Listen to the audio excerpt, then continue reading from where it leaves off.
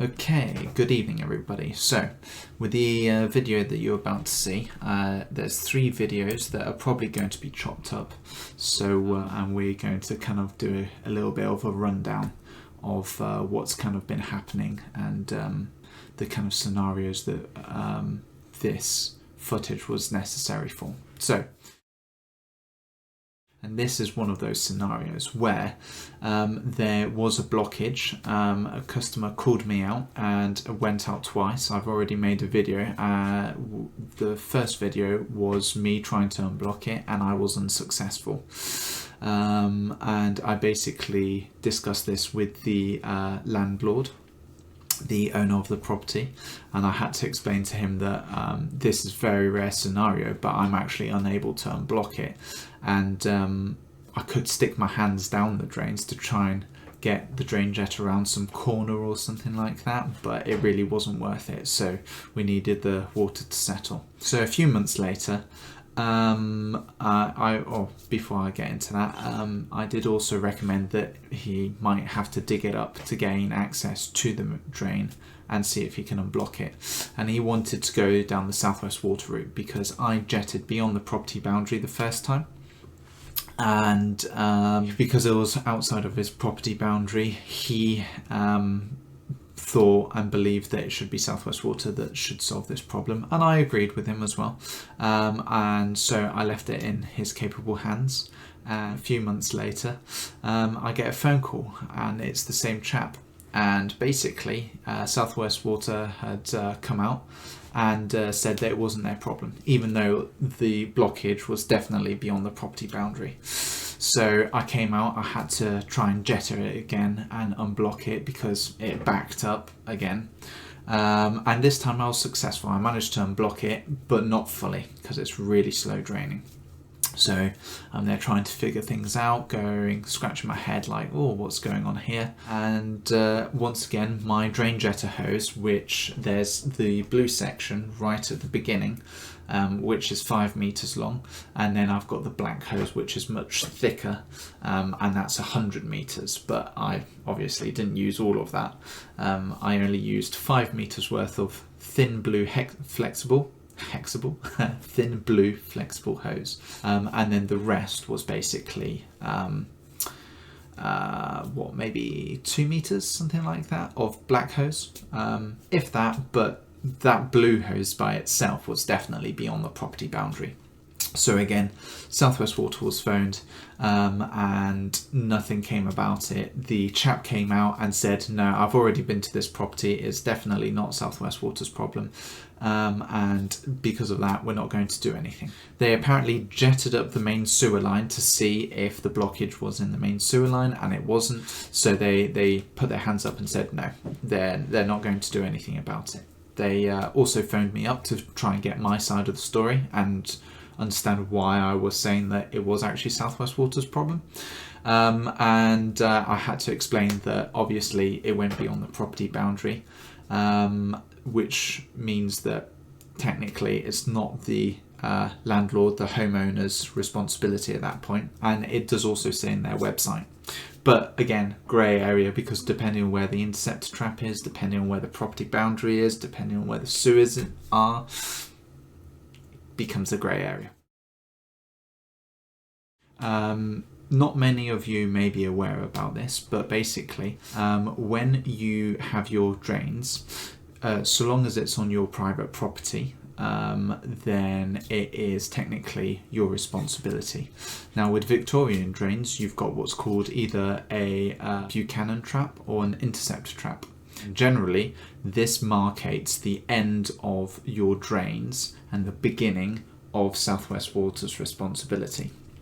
However, sometimes that area becomes a grey area depending on where the property boundary is and where the main sewer line is, because sometimes the main sewer goes through your garden and underneath all of that without you even knowing, and at which point that becomes Southwest Water's problem, even though that sewer is actually on your property. So there's a lot of grey areas like this, and basically it's really important to know and understand and figure out what is kind of going on. But we'll get into this footage basically and go over it. So the first bit of footage that I've got is the drain survey. So as we're looking at the footage, we're just trying to go through it, yeah, trying to get around the corner. Perfect. So you can see that it's clay and then it goes into cast iron. So we're in cast iron now and we're trying to get through, but it gets caught. So we push it backwards and forwards a few times to dislodge it. There we go. And now we're able to push down and push through. Now as we're going through the pipe, you can see that it's getting dirtier and dirtier. Bear in mind, this is after me jetting it. So you can imagine the amount of filth that was in there to begin with. So then at this point here, we're now at the junction for the gully. So the gully is intersecting into the main sewer line. And then you can see here that there's a little bit of a reservoir because obviously the drain's still backed up. So we're trying to push through, at which point we can no longer see visually, but the top left corner, you can still see the meterage. So it's still getting longer and longer, which is very important. So you can see here that the camera's definitely gone beyond that 5 meters. Now, yeah, so we're pushing backwards and forwards, but yeah, that's what we've worked with, and we managed to get about 7.28 meters into the drain, which is good. It's definitely beyond the property boundary, but just to make sure, we use what's called a Sonde device. Basically, what a Sonde is a device that you use to locate where drains are, where cameras are, and things like that. And then you've got a transmitter. Now you can get them separately as a little bulb that you can put on the end of your drain line and chuck it down the drain, or you can have one that's fitted on the end of your drain camera, and that's what we've got. So we put it down 7.28 meters, and then we turned on the Sonde device, the transmitter, and then with the Sonde you basically go around and you try and locate where it is. So the second video that we'll be going through now, we're cameraing it. This is looking from the outside perspective. You can see that we've had to drill a few holes to get the camera into the stack pipe, but luckily there was a rubber sleeve, a rubber collar. So I'm just pointing out here the distance and everything like that. And then you can see I've got my engineer Lewis, who's doing a fantastic job showing where the Sonde device is.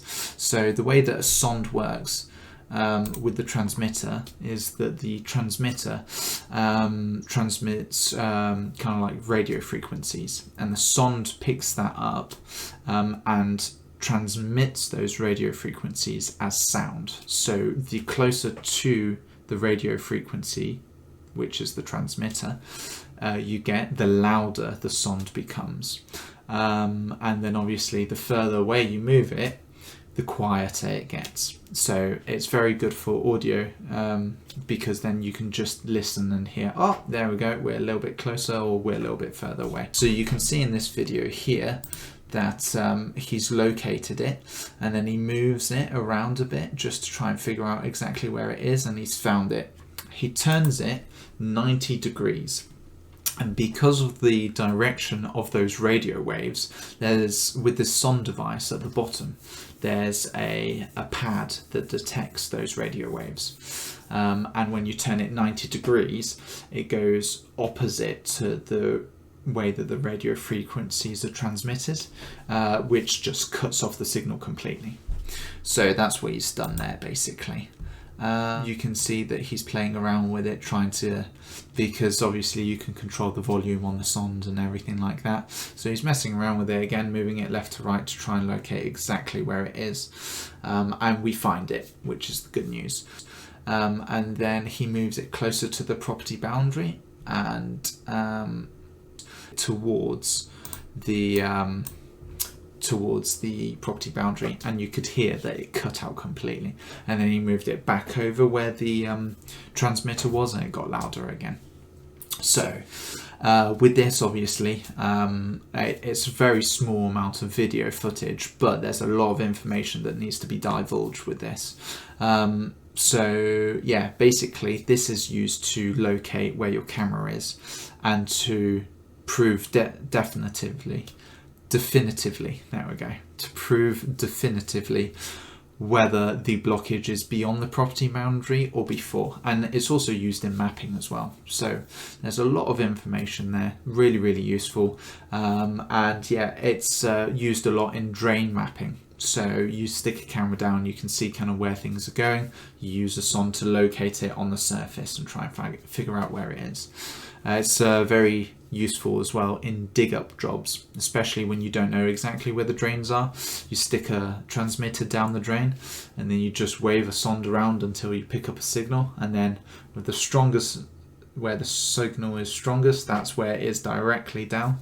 And then from there you just dig it up. You obviously spray it around with an X marks the spot and whatnot, just to obviously show that there it is. Don't dig to the left or the right because you won't find anything. And yeah. So here we have our camera down. You can see we've had to make the hole a little bit bigger to get the camera down, unfortunately.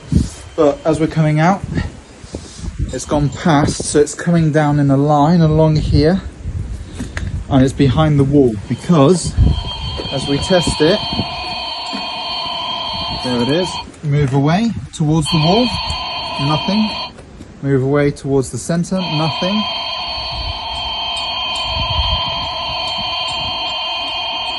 Because the sonde signals go out at everything. Doing it that way. Nothing, yeah. So it's getting weaker, yeah. Stronger, weaker again, yeah. Yeah, somewhere around here. Yeah. So the blockage is definitely beyond the property boundary, beyond the property garden wall. And yeah, because of that, I believe that it's South West Water that is liable to that and responsible.